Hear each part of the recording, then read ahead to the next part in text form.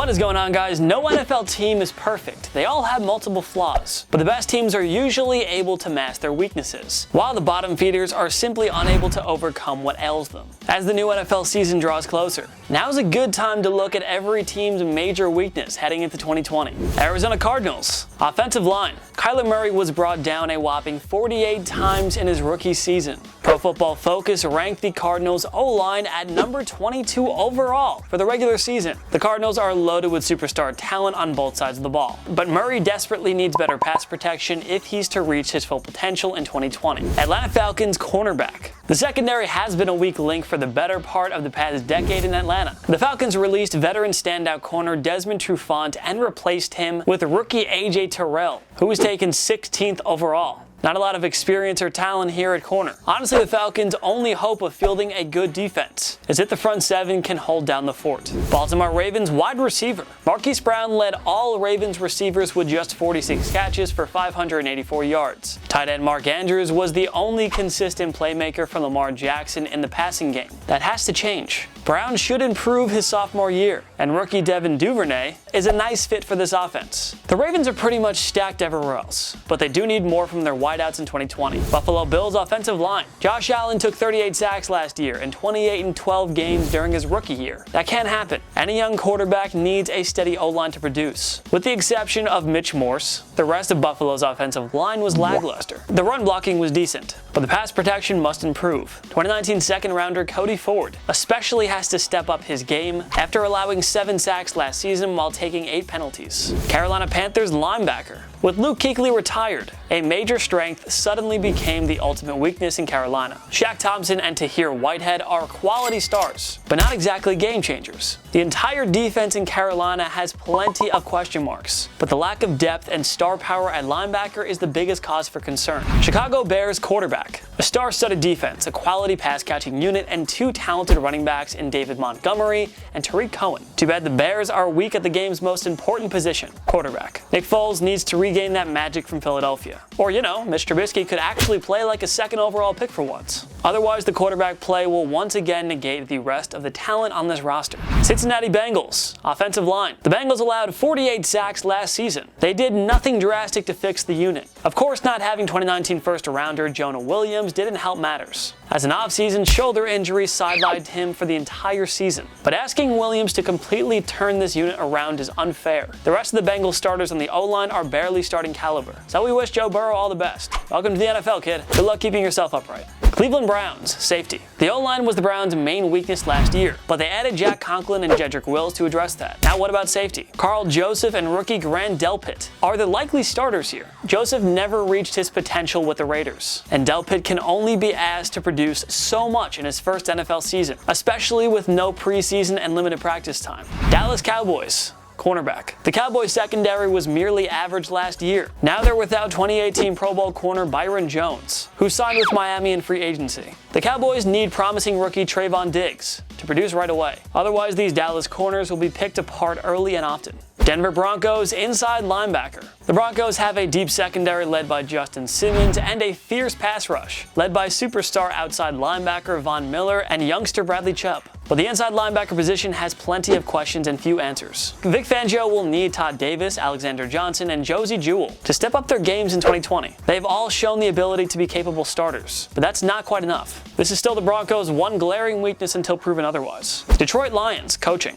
The Lions actually have a lot of talent on both sides of the ball. The offense can be a top 10 unit, the front seven is solid, and rookie Jeffrey Okudah and offseason acquisition Daron Harmon should solidify the secondary. But yeah, Matt Patricia hasn't cut it as a head coach. A 9-22-1 record speaks for itself. He reportedly showed up late at team meetings in 2018 and ran franchise star Darius Slay out of town. If the Lions had a qualified head coach, they'd be a legitimate playoff contender. Still not sure why they fired Jim Caldwell despite 3 winning seasons in 4 years. Green Bay Packers. Pass catchers. Outside of star wide receiver Davante Adams, Aaron Rodgers simply doesn't have much to work with. No other Packers pass catchers had 500 receiving yards last season, and for some reason, the Packers used their first 2 picks on quarterback Jordan Love. and running back A.J. Dillon, despite those already being two positions of strength for them. It's still hard to believe that Green Bay overlooked their desperate need for a receiver, but I guess they were maybe trying to put Aaron in his place, I don't know. Houston Texans secondary. Houston had the 4th worst pass defense last season, allowing 267.3 yards through the air per game, and they did next to nothing to improve this unit. So as usual, it will all fall on Deshaun Watson's offense and the pass rush for Houston this season. Safety Justin Reed is the only playmaker in the secondary. That's probably not going to be enough to get past Lamar Jackson or Patrick Mahomes in the AFC. Indianapolis Colts secondary. The Colts are set across the board on offense, and the front seven is going to be dangerous with Darius Leonard, Justin Houston, and DeForest Buckner. But the secondary leaves a lot to be desired. The Colts are banking on a bounce-back year from Xavier Rhodes, who had a forgettable final season in Minnesota. Safety Malik Hooker and second-year corner Rocky Sin had nice skill sets, but can they put it all together in 2020? The Colts can only hope so.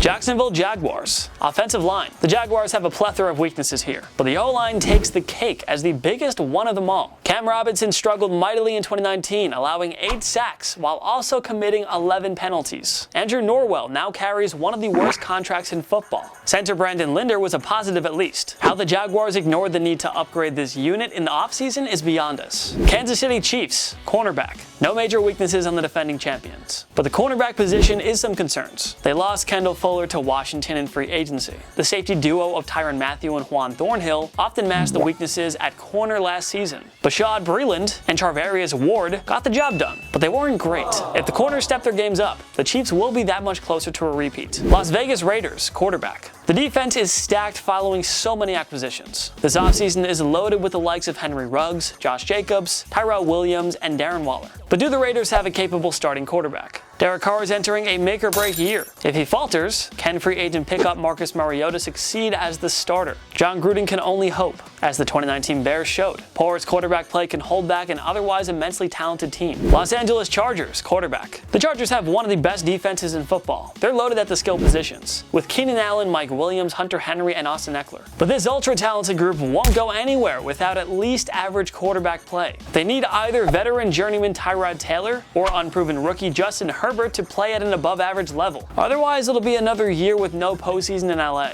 Los Angeles Rams, offensive line. The regression of the O-line in 2019 caused the Rams to go from NFC champions to missing the playoffs altogether. This unit was ranked a woeful 31st by PFF for the 2019 season. Injuries really didn't help whatsoever, and the usually reliable Andrew Whitworth showed major regression. A bounce-back year for Jared Goff and company rely entirely on the O-line. Too bad the cap situation and lack of draft capital prevented the Rams from making any major changes here. Miami Dolphins. Defensive line. Miami should be set on offense with rookie Tua Tagovailoa and new running backs Jordan Howard and Matt Breida, with Xavier Howard and Byron Jones. But what about the D-line? Taco Charlton led the team with 5 sacks last season, but he's gone. They need sophomore Christian Wilkins and free agent pickup Shaq Lawson to produce. Never mind the offense. The pass rush and run-stopping units have to improve if Miami wants to take a step forward in 2020. Minnesota Vikings, cornerback. Harrison Smith and Anthony Harris might be the best safety duo in the league. Unfortunately, that's offset by the fact that the Vikings might also have the worst set of corners in the league. They released former Pro Bowler Xavier Rhodes, and 2015 first-rounder Trey Waynes left in free agency. The Vikings wound up drafting 3 corners: Jeff Gladney, Cameron Dantzler, and Harrison Hand. It's the right approach, but that's a ton of inexperience at a very important position. New England Patriots, wide receivers. Aside from stud slot receiver Julian Edelman, the Pats don't have a lot to offer for Cam Newton as far as wideouts go. N'Keal Harry was a non-factor in his rookie year, as was trade deadline pickup Mohamed Sanu. Don't expect much from free agent pickup Marquise Lee. He's played only 6 games over the past 2 years. New Orleans Saints, defensive tackle. The Saints are absolutely stacked on offense, in the secondary and practically everywhere else along the front seven. But the defensive tackle position will be an area of weakness if Sheldon Rankins can't stay healthy. Rankins struggled last season as he fought back from a torn Achilles that ended his previous season. If he's healthy, he's a run-stopping force. If he's injured or unproductive while on the field, teams will keep running the ball up the middle on that defense. It's New Orleans' ultimate weakness. New York Giants linebacker. Running back and wide receiver are the Giants' only real strengths, which means they have a ton of weaknesses. But because we have to be specific, we're choosing linebacker as their key weakness. Marcus Golden was the only positive last year. Not sure if free agent signing Blake Martinez will flourish in the system outside of Green Bay. David Mayo hasn't played like a starting caliber linebacker yet, so the 3-year extension was quite puzzling.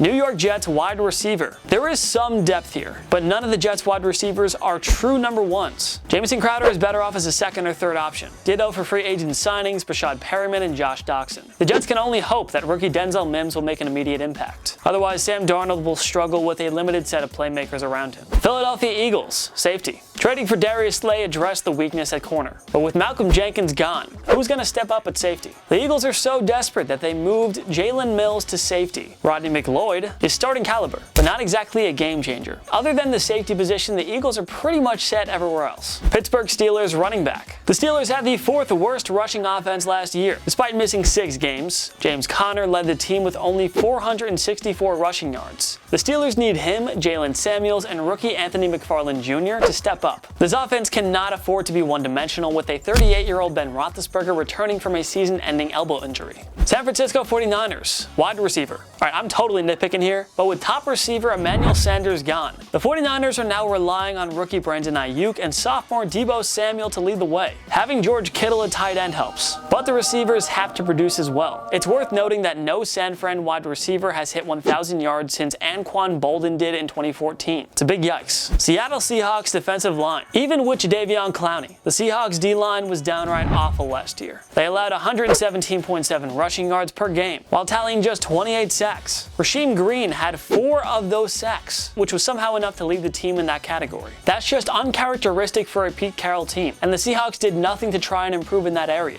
Tampa Bay Buccaneers running back. Are the Bucs gonna run the ball much in 2020 with Tom Brady and Rob Gronkowski now in the fold? Probably not. Otherwise, they would have looked to upgrade at the position, don't you think? Ronald Jones led the way with 724 yards last year. That's not good enough for a number 1 running back. And it's unlikely that 3rd-round rookie Keyshawn Vaughn makes much of an impact on a limited offseason. Like we said, don't be surprised if the Bucs abandon their run game in 2020. Tennessee Titans defensive line. But Jarrell Casey and Logan Ryan, who combined for 9.5 of those, are gone. Tennessee is clearly banking on a breakout year from sophomore Jeffrey Simmons, but he can't do it alone. The unit as a whole must produce if the Titans are to build off last year's run to the AFC Championship game. Otherwise, they're practically set everywhere else. Washington football team, quarterback. Washington used 3 different quarterbacks last year. Ron Rivera traded for his former Panthers QB Kyle Allen to supposedly push sophomore Dwayne Haskins for the starting job. With a lackluster O-line and no legitimate playmakers outside of Adrian Peterson and Terry McLaurin,